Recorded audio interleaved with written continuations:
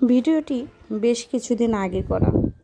শ্বশুরবাড়ি বসে বসে বোর হচ্ছিলাম, ভালো লাগছিল না, তাই বললাম চলো কোথাও থেকে ঘুরে আসি। সে আমাকে না বলে পাশে একটা রেস্তোরাঁতে নিয়ে গেল। এটা নাবিল রেস্তোরাঁ নাম, বগুড়া শেরপুর মহাসড়কে অবস্থিত।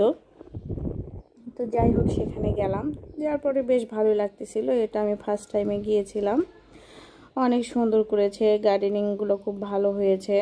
এখানে সূর্যমুখী ফুল ছিল, বিভিন্ন রকমের ফুল ছিল, কিন্তু দুঃখের বিষয় রেস্তোরাঁটা বন্ধ ছিল।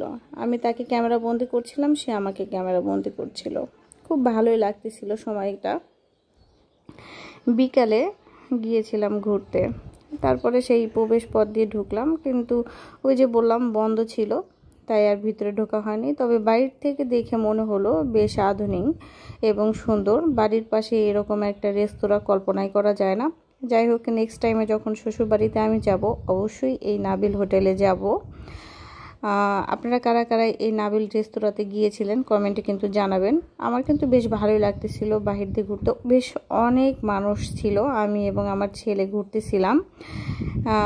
যদিও এরকম ভিডিও আমার করা হয় না, তারপরও চেষ্টা করতেছি ব্লগ টাইপের ভিডিও করার। আপনারা পাশে থাকবেন, কিন্তু আমি নেক্সট টাইমে আরও অনেক ব্লগিং ভিডিও নিয়ে আসবো।